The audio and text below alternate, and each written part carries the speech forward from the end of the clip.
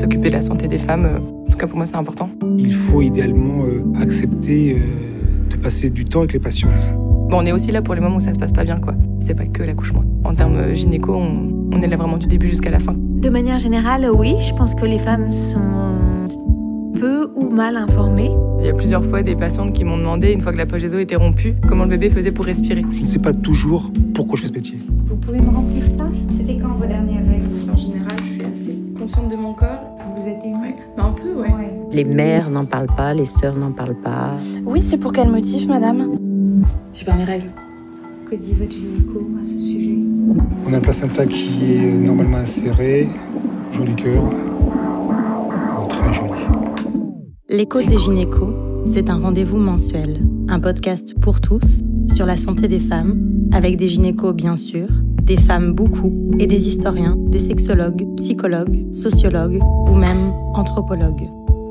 Chaque mois, on tentera de faire en sorte que les femmes soient en bonne santé, rassurées et surtout informées. Donner naissance à un enfant est un moment clé, le plus beau, dit-on, dans la vie d'une femme et d'un couple. Les femmes rêvent de cet instant autant qu'elles le redoutent, surtout lorsqu'il s'agit d'un premier enfant. Les craintes peuvent naître dès le début de la grossesse, elles peuvent parfois aussi surgir à la toute dernière minute.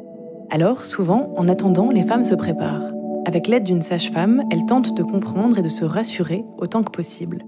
Le corps des femmes, à cet instant précis de leur vie, connaît des bouleversements importants.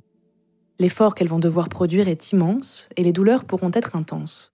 Alors, on a souhaité revenir sur les soins et l'accompagnement de l'accouchement et sur ses différentes étapes. La préparation, les premières contractions, le travail, l'expulsion et la délivrance. Comment se prépare-t-on à donner naissance? Concrètement, comment se déroule un accouchement? De quoi peut-on avoir peur? Comment gérer la douleur? Quid de la péridurale? Pourquoi est-il important d'être sereine et rassurée? Et les risques, existent-ils encore et quels sont-ils? Mieux comprendre l'accouchement, c'est l'épisode 7 de l'écho des gynécos. Pour commencer, nous avons souhaité interviewer le docteur Philippe Deruel, gynécologue obstétricien depuis le début des années 2000, aujourd'hui au CHU de Strasbourg et secrétaire général du Collège national des gynécologues et obstétriciens français. On est au cœur de l'hiver et dans une salle de réunion nichée au bout d'un couloir de la maternité Haute-Pierre, il accepte, avec clarté et bienveillance, de faire un point global et médical sur l'accouchement. On compare souvent l'accouchement à un marathon ou voire à un semi-marathon. C'est-à-dire qu'il va y avoir des modifications, on appelle ça physiologiques du corps de la femme. Elle va augmenter sa fréquence cardiaque, elle va consommer énormément de calories sans forcément bouger énormément.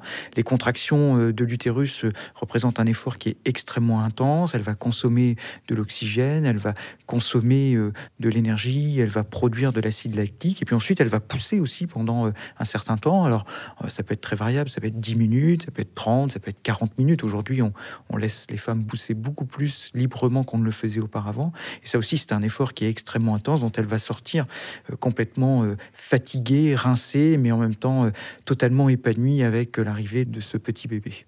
C'est aussi quelque chose de fantastique où elle va complètement dépasser ses propres limites et s'apercevoir qu'elle est extrêmement forte et capable d'une des choses les plus magnifiques, qui est de donner naissance à un enfant au terme d'un travail qui va durer plusieurs heures et ensuite d'un accouchement. C'est la période d'expulsion qui est quelque chose d'extrêmement puissant et d'extrêmement fort dans la vie d'une femme et d'un couple. Quand vous dites que les femmes poussent plus librement aujourd'hui qu'auparavant, ça se passait comment? Auparavant, on sait bien qu'on a beaucoup médicalisé l'accouchement pour améliorer la sécurité et pour réduire les risques qui entouraient l'accouchement. Et peu à peu, on s'est aperçu que la systématisation des soins dans l'accouchement n'était pas forcément une bonne chose et qu'il fallait laisser beaucoup plus de liberté aux femmes et une plus grande capacité à s'approprier leur propre accouchement et qu'on n'accouche pas les femmes, mais on les accompagne dans leur accouchement à elles. Je vais utiliser un terme anglais qui est l'empowerment. C'est-à-dire qu'il faut redonner à la femme et au couple la place qu'ils doivent avoir. Et pour moi, ce qui est très important, c'est que longtemps, il y a eu une situation de domination en médecine. C'est-à-dire que le médecin ou le soignant dominait le soigné. Alors, dans le cadre de l'accouchement, c'est pas vraiment un soigné, c'est plus un usager, c'est plus une personne ou un couple. Et aujourd'hui, je crois que les couples, les femmes doivent être des partenaires. Pour une raison très simple, c'est que si c'est un partenaire à qui je propose un soin et qu'il est d'accord avec ce soin, c'est certain que ce soin va être mieux accepté et mieux effectué. Les accouchements ont longtemps été dangereux et douloureux. C'est récent, cette attention portée à la douleur? C'est très récent et c'est historiquement très culturel. Tu enfanteras dans la douleur, c'est ce qui est écrit dans les livres religieux, c'est quand même quelque chose qui a beaucoup marqué la société. Et puis, il ne faut pas se leurrer, la société était plutôt sexiste. Inévitablement, la médecine a été très longtemps sexiste, donc il n'était pas forcément nécessaire de prendre en charge la douleur des femmes, puisque de toute façon, par principe, je ne le pense pas évidemment, c'était quelque chose d'insignifiant. Et peu à peu sont apparus des raisonnements différents et heureusement qui permettent d'accompagner mieux ces femmes, de prendre en charge leur douleur très clairement. Et ça, c'est arrivé plutôt tardivement dans le XXe siècle, aux alentours des années 70, des années 80, où on a vu commencer à apparaître la péridurale. Et ça s'est vraiment généralisé, là, dans les années 80-90. Mais moi, fin des années 90, je connaissais encore des centres où la péridurale n'était pas forcément disponible pour toutes les femmes en fonction des heures auxquelles elles venaient accoucher. Clairement, la péridurale, ça a été une révolution dans la prise en charge de la douleur des femmes. C'est quand même un soin qui est formidable, même si techniquement il peut y avoir des petites difficultés, ça ne marche pas toujours à 100%. C'est un soin qui peut faire peur parce qu'il y a une piqûre dans le dos, c'est quelque chose d'assez parfois traumatisant pour certaines femmes, mais c'est vraiment un soin qui est formidable parce qu'elle diminue de façon très significative la douleur autour de l'accouchement. Mais ça n'empêche que cette péridurale, c'est une partie de l'accompagnement. Et parfois, nous, on a été dans une systématisation trop importante sur ce geste, quand on compare à d'autres pays comme l'Angleterre, où là, les taux sont moins importants, et il y a probablement un positionnement des soignants et des femmes qui, là, est différent. Donc, la réponse à la douleur de l'accouchement a été très médicalisée autour de la péridurale, mais il n'y a pas que ça, il y a aussi tout l'accompagnement, toute la préparation en amont, toutes les explications sur ce que va être la douleur, quels vont être les moments difficiles, parce qu'il y en a qui sont plus durs que d'autres. On a montré, par exemple, qu'un accompagnement par le conjoint ou par une doula, quelqu'un d'autre, la maman, la future grand-mère, et aussi des caresses, des massages, permettaient de diminuer la douleur. Et plus on a d'informations, mieux on est préparé, mieux on saura affronter un moment qui, pour moi, est, je pense, la douleur la plus intense. C'est-à-dire que je connais pas de situation. Et l'autre jour, il y avait une étude, je crois, qui était hollandaise, où on avait fait ressentir à des hommes la douleur de l'accouchement. On avait mimé ça.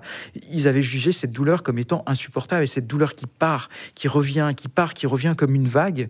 Et puis pendant plusieurs heures. Je ne connais pas beaucoup de douleurs qui soient l'équivalent de celle d'un accouchement. Qu'est-ce qui fait mal? Alors, ce qui fait mal, c'est plein de choses. C'est d'abord la contraction utérine. C'est un muscle qui se contracte. L'utérus est un muscle extrêmement puissant. Mais ça, cette douleur-là, quand on discute avec les femmes qui n'ont pas souhaité de péridurale, elles disent que c'est une douleur qui est relativement tolérable quand on y est préparé. Puis ensuite, il y a un moment où, en fin de travail, quand le bébé descend très fortement dans le bassin, on a cette espèce d'envie que tout s'arrête, que cette douleur cesse, parce qu'elle est vraiment devenue extrêmement forte. Et à ce moment-là, elle réclame souvent la péridurale. Et c'est là où il faut vraiment que le soutien soit très très fort, pour celles qui n'en voulaient pas. Alors disons, ne vous inquiétez pas, c'est normal, c'est quelque chose qu'on connaît. On peut changer d'avis, on peut vous accompagner différemment, mais on sait que c'est un moment difficile, ne craquez pas. Et puis ensuite, il y a la phase d'expulsion. Ce moment où le bébé va sortir, va passer du bassin vers le périnée et va venir complètement labourer le périnée, labourer les tissus. Là, c'est extrêmement douloureux. Et là, il y a vraiment des cris, il y a de la puissance, et c'est un moment qui est extrêmement intense. Mais le bébé arrive, et puis il y a cette phase d'accalmie. Et puis après, ça reprend aussi. Les contractions reprennent, il va falloir expulser le placenta. Puis il y a aussi la douleur autour du périnée qui a subi le passage d'une grosse tête quand même. Donc il y a un peu d'œdème, voire une déchirure. Il y a aussi des temps douloureux après la naissance du bébé. Donc là, il faut, nous, les soignants, qu'on soit très prudents. Quel est le rôle et la fonction d'un gynécologue obstétricien ? Alors la fonction du gynécologue obstétricien, elle va venir en complément de celui de la sage-femme. Aujourd'hui, d'une façon un peu caricaturale, le travail va être suivi par la sage-femme. L'accouchement normal doit être fait par la sage-femme. Le gynécologue obstétricien, il va surtout intervenir quand il y a besoin d'une intervention médicale. C'est-à-dire qu'on va intervenir pour faire une césarienne parce que le travail ne se déroule pas comme on veut ou que le bébé ne supporte pas le déroulement du travail. On parle d'anomalie du rythme cardiaque fœtal. Ou alors, au moment même de l'expulsion, il peut venir aider une femme parce que, justement, le bébé ne supporte plus la fin du travail ou alors parce que la tête ne se dégage pas et on peut être amené à faire une ventouse, des spatules ou un forceps. Et puis après l'accouchement, l'obstétricien, il peut venir agir parce qu'il y a une hémorragie, parce qu'on est dans une situation qui s'est compliquée alors que c'était inattendu. Quels sont les risques les plus fréquents? Que redoutez-vous le plus, finalement? Ce qu'on redoute le plus, clairement, c'est les anomalies du rythme cardiaque fœtal, c'est-à-dire le bébé qui ne supporte pas les contractions, qui va présenter ce que nous, on appelle des bradycardies. Et donc là, nous, on est obligé d'intervenir, parfois très rapidement. Et on n'aime pas beaucoup intervenir rapidement, même si c'est notre rôle. C'est ce qu'on appelle la fameuse césarienne en urgence, ou parfois dans certains centres, le code rouge. On voit comme un essaim d'abeilles tomber sur cette femme, et puis tout d'un coup accélérer et provoquer une naissance avec la crainte de créer un traumatisme. Ce qui nous fait peur aussi, c'est l'hémorragie. Voilà, ça c'est quelque chose qui est peu prévisible, même s'il y a des facteurs de risque. Et c'est là où on a parfois, par le passé, perdu des femmes parce que justement, cette hémorragie, elle peut être extrêmement importante. Mais heureusement, ces situations sont très très rares et elles représentent moins de 5% des accouchements. Pourquoi les femmes n'ont-elles pas toujours le choix dans la position de l'accouchement?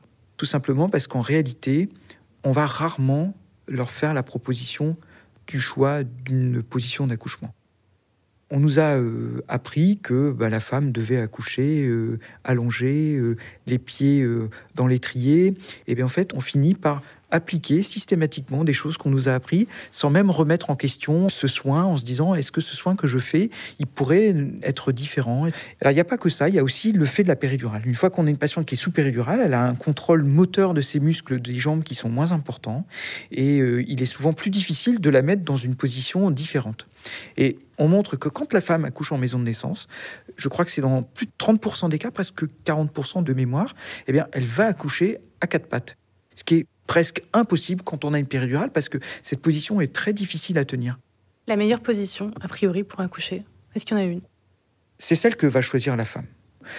Vraisemblablement, quand on regarde aujourd'hui les accouchements qui se font sans péridurale, la position dans laquelle va se sentir le plus fréquemment le mieux la femme, c'est la position à quatre pattes. Et la seconde position, c'est la position accroupie qui va lui donner plus de force et qui va lui permettre probablement de pousser de façon plus intense. Et vraisemblablement, la moins bonne position, c'est celle qu'on applique le plus souvent dans les maternités, c'est la position en décubitus dorsal, donc allongée sur le dos, qui n'est pas forcément à jeter au baquet, mais qui clairement ne semble pas être la meilleure position pour les femmes. Le taux d'épisiotomie est de 20%, alors que l'OMS recommande 10%. Pourquoi ? Pourquoi on a eu un taux d'épisiotomie, vous dites 20%, mais il a été parfois beaucoup plus important par le passé, il n'y a pas si longtemps que ça. Parce que on a longtemps appris aux soignants qu'il fallait faire systématiquement des épisiotomies, à la fois pour protéger le périnée des femmes, d'une incontinence urinaire ultérieure, d'un prolapsus, d'une descente d'organes, mais aussi parce qu'on disait qu'il était plus facile de suturer une épisiotomie faite par des ciseaux plutôt qu'une déchirure faite spontanément par la tête des enfants. Mais heureusement, peu à peu, on s'est aperçu que tout ça était faux. Et progressivement, la France, comme d'autres pays, ont vraiment baissé de façon drastique leur taux d'épisiotomie. Et je dirais qu'à la fois, on pourrait voir le 20% comme un mauvais taux, mais en réalité, quand on voit d'où on vient, c'est une vraie évolution. Et on voit bien que beaucoup d'établissements sont en dessous de 10%. Il y a même des établissements qui sont très proches de 0% d'épisiotomie. Et on voit que la tendance, elle est très très forte sur une diminution majeure. Et je crois que là, la France, elle peut être fière du travail qui a été fait en association avec les usagers pour faire baisser ce taux d'épisiotomie. Ces 40 dernières années, on a constaté aussi une hausse des césariennes et des déclenchements. Alors, pour ce qui est de la hausse des césariennes, on a longtemps pensé que c'était la solution à tous nos problèmes. C'est-à-dire qu'en faisant des césariennes, on allait éviter un certain nombre de risques, et en particulier des risques pour le bébé. On sait que c'est pas tout à fait vrai. Et là, il y a une vraie prise de conscience, et en particulier en France, je pense qu'on peut être assez fiers de ce qui se passe, c'est qu'on a complètement stabilisé le taux de césarienne. La difficulté qu'on a en France aujourd'hui, c'est que le taux de césarienne est très hétérogène d'un centre à l'autre.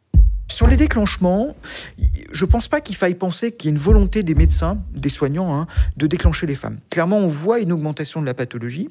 On sait bien qu'on a un peu plus une augmentation de l'obésité ces derniers temps, des grossesses aussi pour des femmes qui sont plus âgées, avec plus de diabète gestationnel, plus de complications de l'hypertension artérielle. Donc il y a une partie de l'augmentation des déclenchements qui s'explique par la pathologie elle-même.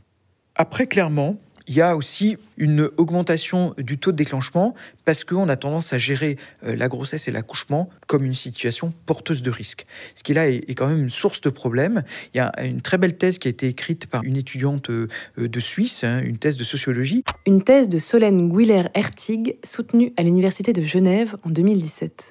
Qui montre bien que la gestion de la grossesse et de l'accouchement par le risque n'est pas forcément la bonne manière de gérer cette situation et que ça génère une attitude qui peut être source de iatrogénie, en tout cas de surmédicalisation.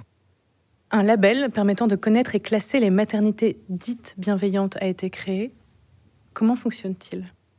Le label qui est proposé par le Collège des gynécologues obstétriciens français est un label très intéressant parce qu'il va proposer d'abord une image de transparence. Je vais dans une maternité, quels sont les taux de césarienne, quels sont les taux d'épisiotomie, comment je vais être prise en charge, quel est le taux de péridurale. Mais en tout cas, voilà, la femme pourra décider en toute connaissance de cause de la maternité où elle va. Donc label de transparence et puis engagement des soignants dans une prise en charge bien traitante. On parlait de formation tout à l'heure, c'est le cas. Les gens vont devoir se former à la bientraitance. Et puis aussi, engagement sur des améliorations sans arrêt. On va avoir un retour des femmes, un retour des couples qui nous disent « Vous avez fait ça, et ben moi je ne suis pas contente et je voudrais que ce soit différent. » Sans cesse, amélioration dans la qualité de prise en charge, sans négliger la sécurité.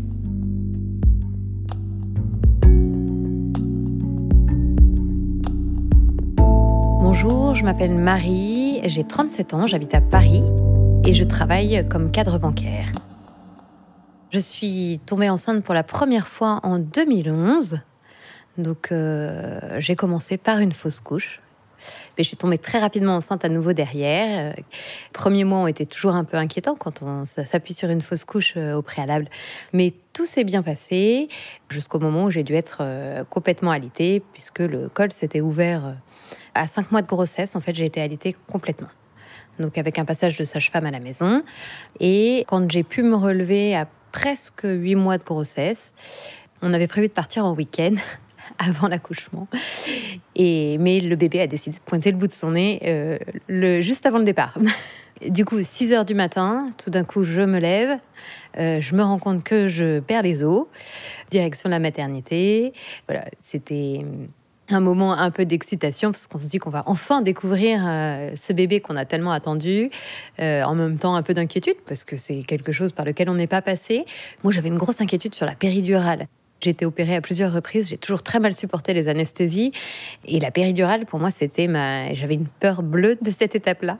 J'étais même prête à accoucher sans péridurale. Bon, finalement, avec l'ocytocine, la question ne se posait plus. Le fait est que la péridurale était obligatoire. Donc très rapidement, on m'a posé un monitoring. Le bébé n'était pas spécialement pressé pour autant. Donc pendant ce monitoring, tout d'un coup, tout se met à sonner. Donc on fait sortir mon mari. Le cœur du bébé souffrait un peu sous l'action des contractions.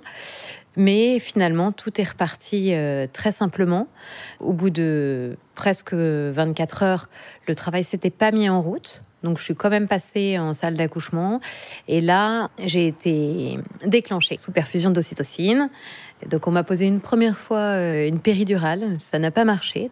Donc j'ai une douleur dans le rein droit absolument épouvantable. Il y a un moment où j'ai même eu besoin de vomir tellement j'avais mal en fait. Voilà, et donc à ce moment-là, je dis mais il y a quelque chose qui ne fonctionne pas puisque d'un côté effectivement je ne sens rien du tout et de l'autre je sens tout. Et donc il décide donc de repiquer. Et là je me sens de moins en moins bien, mais je sens toujours mon côté droit. Et ça n'a toujours pas marché, mais finalement, le bébé, lui, avait décidé que c'était le bon moment. Alors, pendant le travail, du coup, j'étais allongée. Ça a été assez rapide. Donc, j'ai pas appris à respirer. J'ai pas appris avant, puisque j'ai pas fait la préparation. Sur le moment, on m'explique. En même temps, je suis quand même pas en grande forme. Donc, c'est pas très efficace. Et voilà. Et puis, du coup, je ne me maîtrise plus très bien. Et donc, je n'arrive pas à me concentrer sur la respiration. Le bébé a mis à peu près un quart d'heure à sortir. Pour moi, c'était le bout du monde. J'ai jamais fait. L'effort était surhumain. Et puis, dès que le bébé est sorti, en fait, tout s'arrête. Les douleurs s'arrêtent.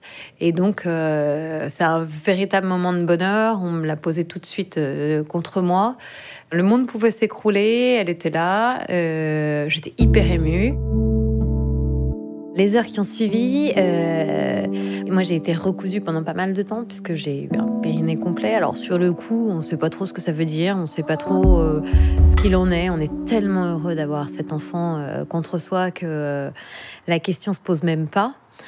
Et puis le périnée complet, c'est une déchirure en fait qui se fait spontanément au moment de l'accouchement. La seule chose, c'est que parfois la déchirure est plus profonde que ce qui est attendu, et donc c'est une déchirure qui va de bout en bout au niveau du périnée et qui du coup peut impliquer notamment une convalescence un peu plus longue, des douleurs un peu plus intenses et parfois des séquelles en termes de continence. Sur le coup, c'est pas très agréable parce que j'ai eu mal pendant presque 2 mois et je comprenais pas ce qui se passait en fait. Je comprenais pas. On m'a dit faites la rééducation. J'ai fait une rééducation. Et à l'issue de ces 2 mois, je garde une incontinence qui n'est pas du tout réparée. Là, on est à 5 mois après l'accouchement. Il se trouve que je tombe enceinte à ce moment-là. Donc, 2e grossesse. Souhaité ? Tout à fait. Du coup, je vais voir le gynéco pour pouvoir faire la première échographie de datation en tout démarrage de grossesse. Et je lui dis, mais je ne comprends pas pourquoi c'est toujours comme ça. Et là, à ce moment-là, il me dit, écoutez, c'est parce que vos grossesses sont rapprochées, mais ça va rentrer dans l'ordre. Donc, je me dis, c'est qu'effectivement, il doit avoir raison. Donc, démarre cette 2e grossesse qui va assez rapidement me mener au même stade que la première, c'est-à-dire au bout de 4 mois, le col commence à s'ouvrir, donc encore plus tôt que la première fois. À 4 mois et demi de grossesse, je suis hospitalisée à Paris, à Port-Royal, pour menace d'accouchement prématuré. Donc là, commence une période pas très rigolote. Et en fait, très rapidement, sur ma première hospitalisation, ils ont commencé à reprendre cette histoire de périnée et à dire, mais en fait, il y a vraiment un problème. Donc là, ils ont lancé toute la batterie d'examens qui était nécessaire. Et là, effectivement, on a vu que j'avais une séquelle liée à mon premier accouchement, sans doute un nerf qui avait été sectionné. Et donc là, a commencé à se poser aussi la question de la voie d'accouchement. Il a été décidé que si l'enfant arrivait à 8 mois de grossesse, on privilégiait la voie basse et que derrière, c'était une césarienne. Donc ça s'est passé en aller-retour, session d'hospitalisation d'1 semaine, retour à la maison de 15 jours, re-hospitalisation, retour à la maison. On passe par petits paliers, alors les fameuses 25 semaines de viabilité, puis les 28, puis les 32, pour passer les différents niveaux de prématurité, et puis jusqu'à finalement le bébé qui est considéré à terme, et donc qui est arrivé à 8 mois de grossesse également. Donc tout pile pour avoir une voix basse. Donc j'ai perdu les os à la maison, vers 6h du matin, encore. C'était parfait, j'étais en super forme et j'étais tellement heureuse de voir que le bébé s'était accroché jusqu'au bout. Donc on y va, tranquille, hyper serein cette fois-ci, vraiment. Donc j'étais déjà à 6 cm, donc on a été très rapidement mise en salle de travail. Ma première question, ça a été, est-ce que je peux ne pas bénéficier de péridurale ? Et là, on m'a dit, non, compte tenu de vos antécédents, justement par rapport à cette histoire de périnée, il faut qu'on puisse agir si on a besoin d'agir, et donc vous aurez une péridurale, on peut la sous-doser, mais on la pose. Donc là, la péridurale a marché impeccablement. Le travail n'a pas beaucoup avancé. On a attendu jusqu'à 12h30. Il y avait beaucoup de femmes qui accouchaient en même temps. Là, je crois qu'on était 13. Et en fait, vers 12h30, la sage-femme est venue à nouveau nous voir et là, a décidé de rompre la poche des os qui ne s'était que fissurée. Donc, elle a rompu cette poche. Elle a commencé à mettre la main sur la poignée de la porte en disant « Je m'en vais, je reviens dans 1 demi-heure. » Et là, je l'ai rappelé tout de suite en lui disant « Non, vous venez maintenant.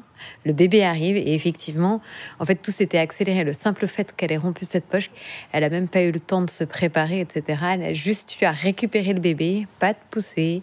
C'est sorti tout seul. Donc, un vrai moment magique. Pas de douleur, juste la possibilité de profiter de ce moment. Et c'était... j'en garde, c'est pour moi mon plus bel accouchement.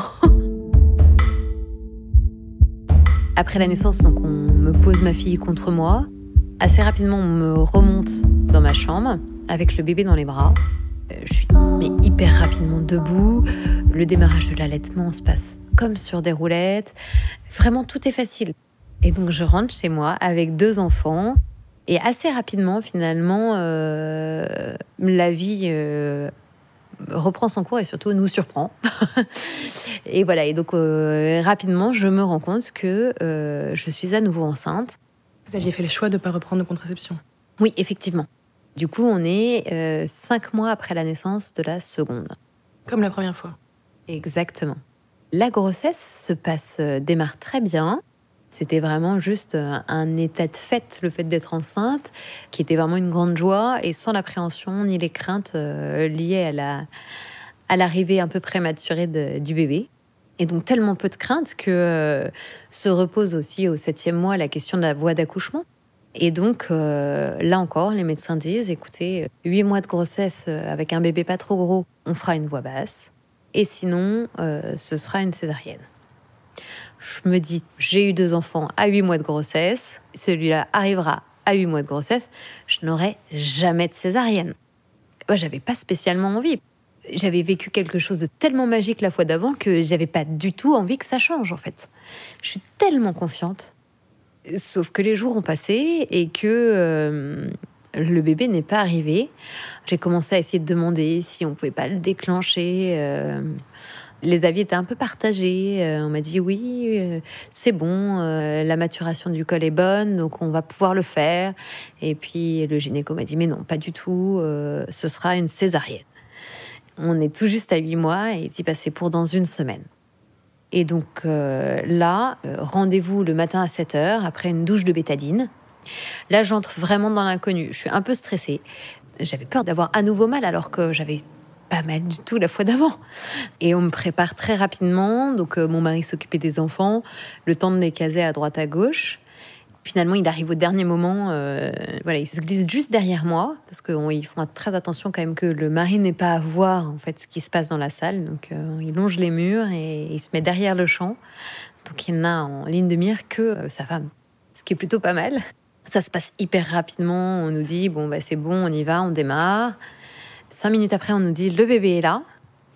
Donc on savait déjà que c'était une fille. Donc 3e fille. On me le montre assez rapidement. Très rapidement, mon mari s'en va de la salle avec le bébé. Du coup, je reste, moi, en salle d'accouchement. Et alors là, il se passe quelque chose que je ne comprends pas encore.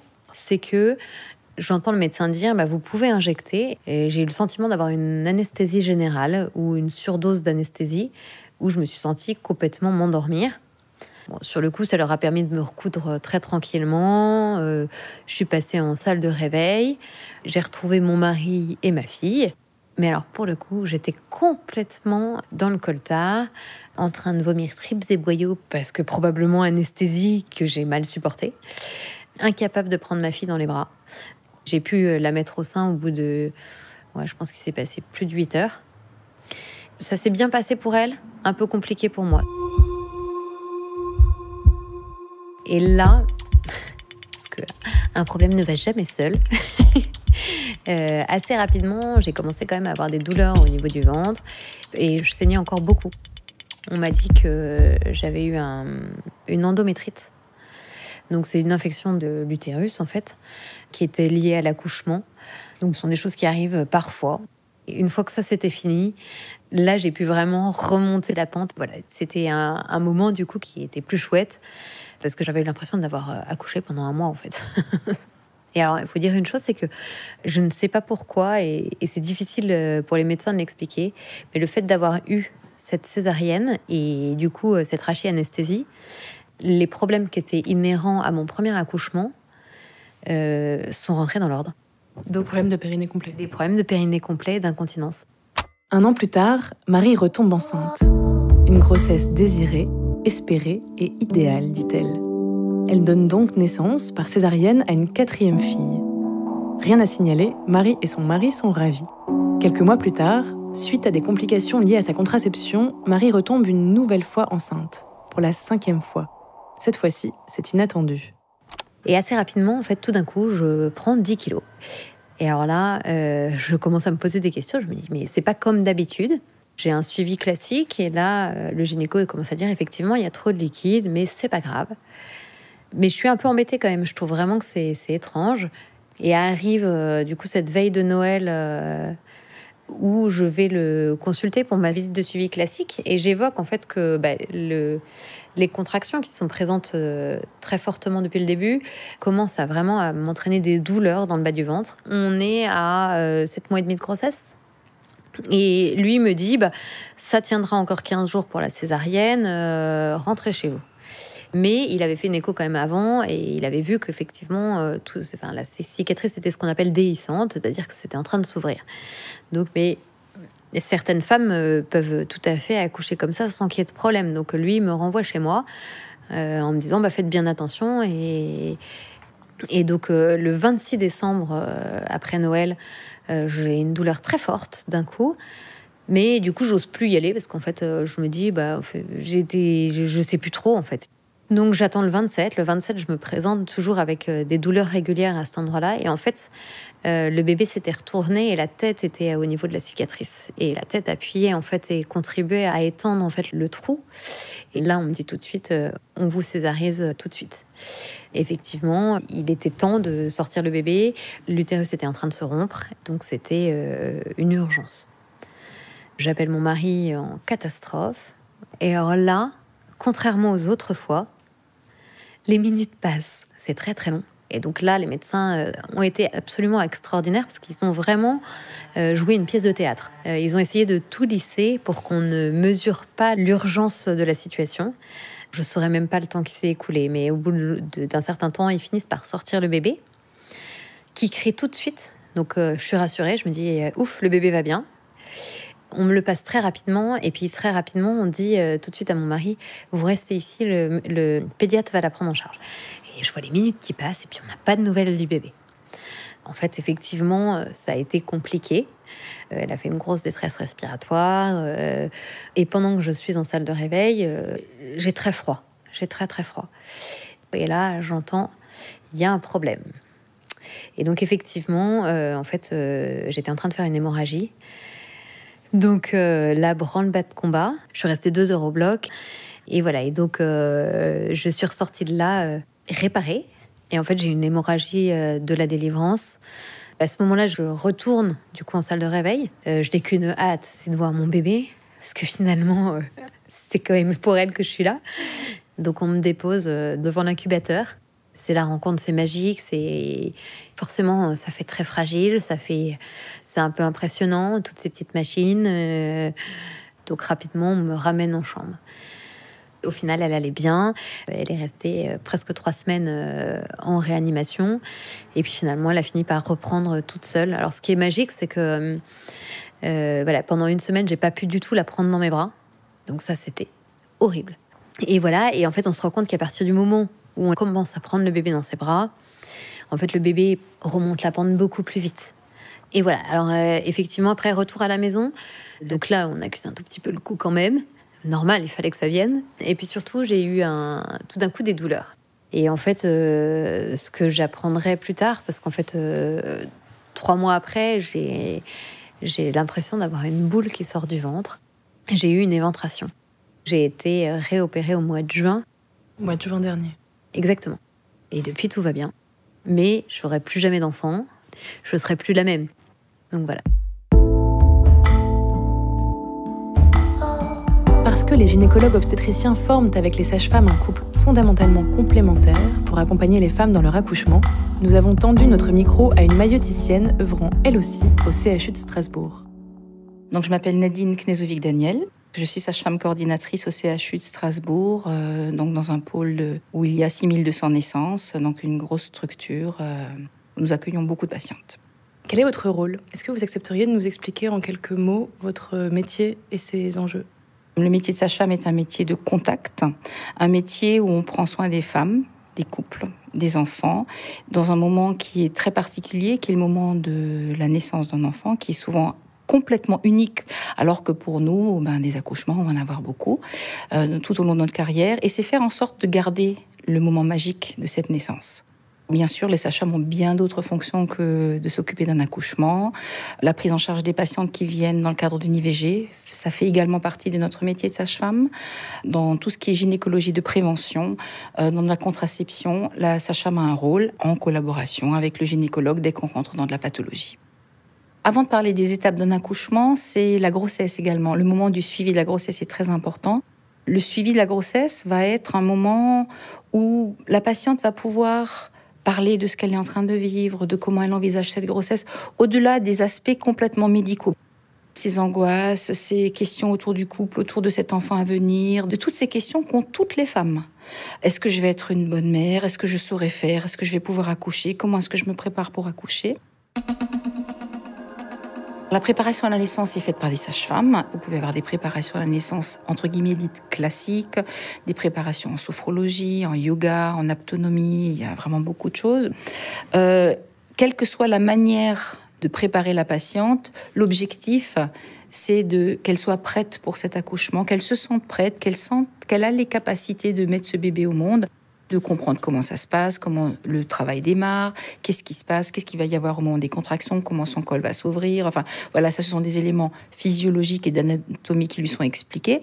Et après, c'est tout le bouleversement émotionnel de la venue d'un bébé qui va être également expliqué en préparation à la naissance. C'est pas juste l'accouchement. Les femmes, très souvent, redoutent le moment de l'accouchement, la sortie du bébé. Alors qu'en fait, c'est toute cette préparation, c'est le premier mois de vie après un bébé, il faut s'y préparer. C'est une espèce de tsunami émotionnel où c'est comme une espèce de grande vague. Si vous essayez de lutter contre la vague, vous buvez la tasse. Si vous acceptez de vous laisser flotter, de vous mettre au rythme du bébé, et voilà, ça flotte un petit moment et tout à coup les choses s'apaisent et on trouve un rythme ensemble. Donc c'est toute cette préparation que la sage-femme va faire. Une grossesse normale, physiologique, peut complètement être suivie par une sage-femme et elle n'enverra vers le gynécologue que s'il y a besoin en cas de pathologie. Ça, c'est pour le suivi de grossesse. Au moment de l'accouchement, un moment très important, c'est le moment de l'accueil. Quand une femme arrive en salle d'accouchement, quand elle se trouve devant une porte fermée, qui c'est qui va ouvrir ? C'est le premier regard, la première manière d'approcher la patiente, la première manière de la mettre en confiance. Accueillir une patiente pour qu'elle se sente vraiment prise en charge, contenue. Là, la sage-femme a vraiment un rôle très, très important. Ensuite, c'est de pouvoir la rassurer. Depuis des milliers d'années, les femmes accouchent. Chaque femme, pourtant, a l'impression a peur d'accoucher, va avoir soit peur d'accoucher, soit va se poser la question de comment je vais faire. La sage-femme est là pour l'accompagner au mieux, pour qu'elle puisse apporter toute cette puissance de femme qui permet aux femmes de mettre leur bébé au monde. Après, c'est la surveillance, c'est de garantir la sécurité de la mère et de l'enfant. Et s'il y a un souci, s'il y a une pathologie, à ce moment-là, elle va appeler le gynécologue qui a une formation pour traiter les pathologies et les accouchements difficiles. Le métier de sage-femme aujourd'hui n'est plus le même que celui que moi j'ai connu quand j'ai commencé, parce que nous n'avons plus les mêmes moyens de nous occuper des gens, malheureusement. Quand on compare à des pays comme l'Angleterre, où on est dans du one-to-one, une sage-femme, une femme, on en est bien loin aujourd'hui en France. En tout cas, ce qu'il faudrait, c'est augmenter très clairement les ratios de personnel. Ça, c'est une évidence absolue. Si on avait déjà ne serait-ce qu'une sage-femme pour 2 patientes, déjà. Il faudrait vraiment avoir une possibilité d'appeler plus de monde. Parce que dans une salle d'accouchement, vous avez une sage-femme qui s'occupe de 4 ou 5 patientes sous péridurale, que tout le monde court, qu'elles n'ont pas le temps 1 minute de s'arrêter et que ça s'enchaîne toute la nuit, toute la journée. Il faut être réaliste à un moment donné. On peut être aussi gentil qu'on veut, on va forcément être à côté de la plaque.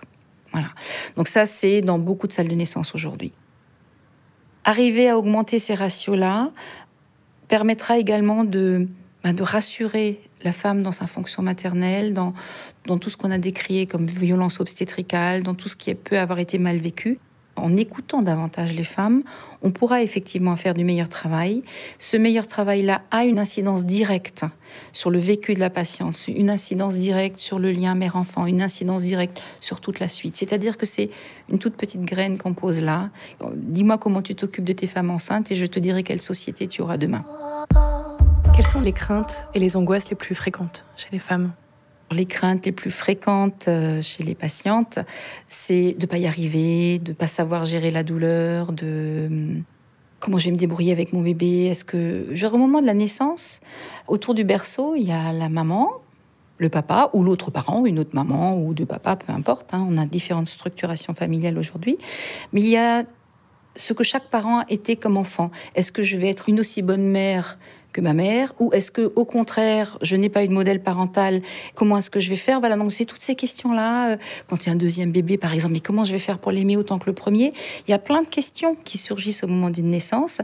Ces questions-là, oui, c'est le rôle de la sage-femme et bien sûr d'autres professionnels aussi, mais de la sage-femme qui est vraiment en toute première ligne, de la rassurer sur cette capacité à être une mère et on ne naît pas mère parce qu'on vient d'accoucher. On le devient parce qu'on est accompagné, parce qu'une femme qui vient d'accoucher a besoin elle-même d'être soutenue pour pouvoir materner son bébé. La question de l'accouchement et de la façon dont les femmes le vivent est longtemps restée sous silence. Aujourd'hui, la parole se libère. Quel regard portez-vous sur cette évolution ? Alors moi, je trouve absolument extraordinaire que la parole se soit libérée autour du vécu des accouchements. Alors oui, bien sûr que les violences obstétricales existent, c'est une évidence, et c'est génial que les femmes en parlent aujourd'hui. Et c'est vraiment une force pour les soignants, même si c'est compliqué, même si c'est difficile. Cette parole-là ne peut que nous aider à nous améliorer et de faire en sorte d'être au plus près des demandes des patients. Donc oui, ça c'est une vraie force. Vous pouvez être une excellente technicienne et avoir des mots qui tuent. Alors ce n'est pas qu'une question de moyens. Bien sûr qu'il y a des fois où c'est juste impossible. Je le redis, quand vous avez 10 accouchements, 15 accouchements une nuit avec 2 ou 3 sages-femmes, vous ne pouvez pas faire du travail de qualité.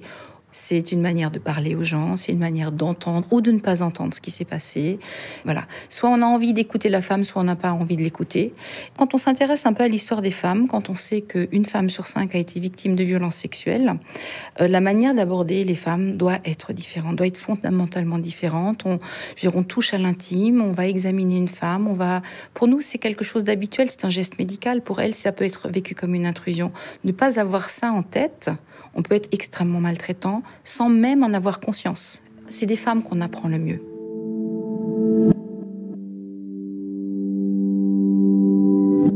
Scarlett Beauvalet, historienne et professeure à l'université de Picardie, spécialiste en histoire sociale. Elle a notamment travaillé sur des écrits permettant de comprendre comment les femmes vivaient leur accouchement à l'époque moderne, 16e, 19e siècle. Elle nous accueille chez elle, à la nuit tombante, en région parisienne. C'est parti. Traditionnellement, comment accouchait-on ? Alors traditionnellement, effectivement, tous les accouchements se font à la maison. Ils se font avec l'aide d'une matrone jusque, je dirais, à la fin du XVIIe siècle. Et à partir du XVIIIe siècle, il y a tout de même un certain nombre des accouchements qui se font avec une sage-femme. Puisqu'en fait, la grande évolution, je dirais, au tournant du XVIIe, c'est la formation des sages-femmes. Et donc, on a formé énormément d'accoucheuses. Et puis, à la fin du XVIIIe siècle, il y a un texte de loi très important qui décide qu'on va supprimer, interdire l'exercice des matrones. Les matrones sont des femmes du village, souvent des veuves qui ont eu des enfants, nommées par le curé et formées sur le tas. Parce qu'on considère que les matrones sont responsables de la mort ou d'accidents de couches beaucoup trop importants. Mais ce texte, donc, qui est la loi de l'an 13, n'est pas appliqué. Et moi, j'ai travaillé, et c'était intéressant, sur le début du XXe siècle, où on voit encore des matrones qui accouchent. Et dans certains villages où il n'y avait pas de sage-femme formée ou de chirurgiens, c'était encore des matrones formées sur le tas qui délivraient les femmes. Des matrones aux obstétriciens accoucheurs, est-ce qu'il a fallu un changement de mentalité des femmes pour qu'elles acceptent qu'un homme interviennent dans leur intimité? Oui, ça a été compliqué, et je pense que c'est pour ça que finalement les femmes ont dominé l'univers de la naissance jusqu'à la fameuse loi de 82 qui a créé le corps des chirurgiens accoucheurs, parce que très longtemps les femmes n'ont pas voulu qu'un homme s'occupe d'affaires qui ressortent de l'intime, et ils ont eu beaucoup de mal à s'imposer. Ce qui a fait basculer la situation, en fait, ce sont les épouses royales. Parce que pour le dauphin, ou la dauphine, on veut le meilleur accouchement possible. Et comme les accoucheurs ont écrit des traités, ont fait des instruments, ils ont beaucoup travaillé au XVIIe, XVIIIe siècle, les rois ont fait appel à des femmes aussi, mais à des accoucheurs pour les couches royales. Et donc, en fait, Très progressivement, dans les élites, on a vu cette figure de l'homme accoucheur. Mais je dirais qu'il a bien fallu 2 siècles pour que ça se mette en place. Et en fait, les femmes acceptent les hommes que quand ça va très mal. Quand ça va très mal et quand on sait qu'il va falloir utiliser les instruments, ces fameux instruments que les sages-femmes n'utilisent pas, que les matrones n'utilisent pas. Et en fait, appeler l'accoucheur, ça veut dire que, on est dans une situation peut-être pas désespérée, mais très difficile et qu'il faut avoir le recours aux instruments. Au XVIIe, l'hôpital est considéré comme un mouroir. Seules les femmes les plus pauvres et isolées y accouchent. Alors, je pense qu'il faut déjà revenir sur ce qu'on appelle l'hôpital. Pour nous, l'hôpital, c'est un centre de soins. À l'époque moderne, c'est-à-dire 16e, 17e, 18e siècle, l'hôpital, c'est un centre d'accueil. L'hôpital accueille tous les déshérités, ceux qui souffrent, ceux qui ont faim, ceux qui ont froid et éventuellement ceux qui sont malades. C'est un établissement de charité. Parmi les populations accueillies, vous avez effectivement des femmes enceintes et vous avez des femmes enceintes pauvres. Et à l'hôpital, vous avez une salle. Le premier hôpital connu, c'est l'Office des accouchés de l'Hôtel-Dieu de Paris. Vous avez une salle, effectivement, qui est réservée aux femmes. Alors, pourquoi c'est un mouroir ? Eh bien, parce que dans cet hôpital, on n'a pas encore compris les règles, la contagion. Ça, c'est des choses qui vont arriver qu'à la fin du 19e. Eh bien, quand les femmes arrivent à l'hôpital, elles sont installées à côté d'autres salles, la salle des blessés, par exemple, la salle des galeux.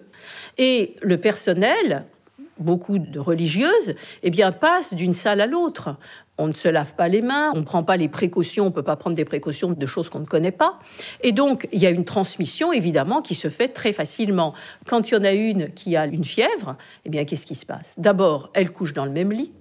On n'a pas encore le lit individuel.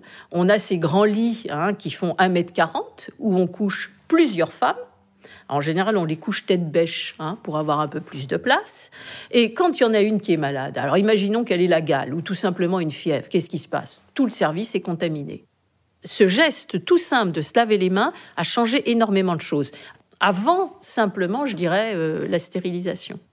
À quel moment le taux de mortalité infantile et maternelle a-t-il commencé à chuter ? Début 20e, dès qu'on a les principes d'asepsie, ça y est, le taux chute considérablement. C'est pas un changement dans la façon d'accoucher les femmes, c'est une meilleure maîtrise, je dirais, des gestes, des pratiques antiseptiques. Donc, la génération d'après Tarnier...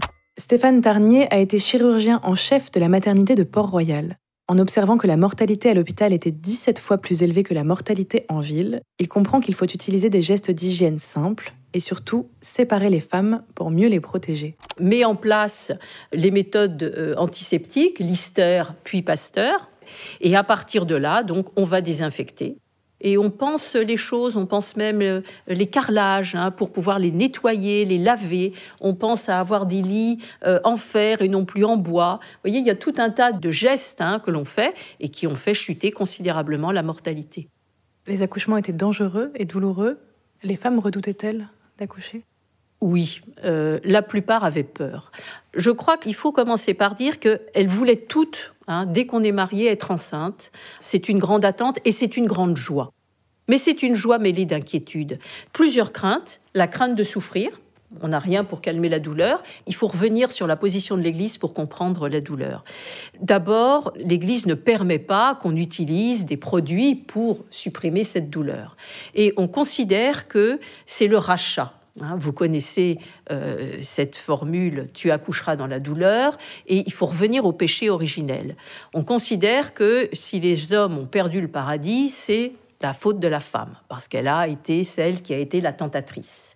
Et elle rachète finalement ce péché par l'enfantement. Donc, il faut vraiment attendre très longtemps, le XXe siècle, et d'ailleurs, l'Église, la péridurale, au début, c'est pas quelque chose qui est bien vu par l'Église. Et on a peur de la mort, on a peur de perdre l'enfant. Le nombre de fausses couches est important. Et ensuite, elles ont peur de mourir en couche. On a des témoignages poignants.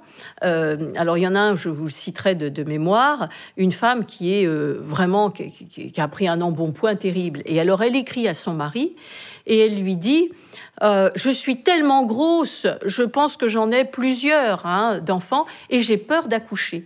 Et alors voilà ce qu'elle lui dit ensuite, donc je vous le cite de mémoire. Mon pauvre Ménine, va en ville, va voir d'autres femmes.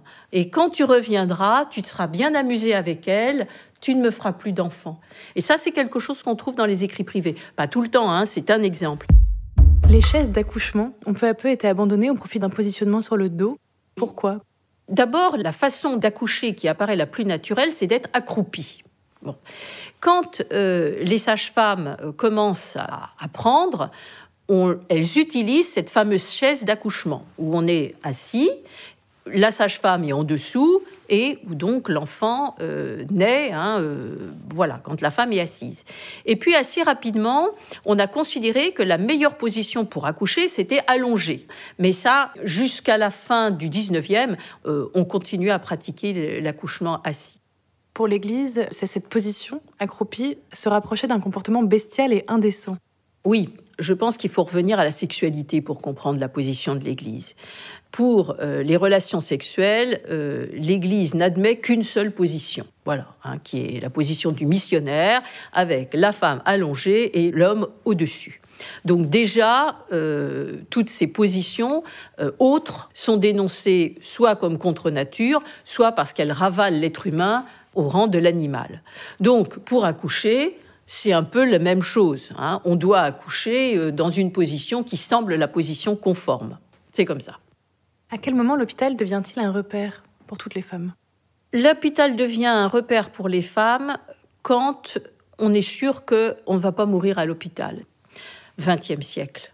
Et je dirais même pratiquement deuxième moitié du 20e siècle. Et petit à petit, les maternités deviennent les lieux où on a la meilleure sécurité possible. Et alors, avec les progrès, évidemment, la prise en charge de l'échographie, tout ça a fait finalement que l'hôpital est devenu le lieu le plus sûr pour accoucher. L'écho des gynécos, un podcast du Collège national des gynécologues et obstétriciens français, par Olivia Muller, sur une idée de Chloé Marinopoulos, réalisée par Christophe Amarstrand.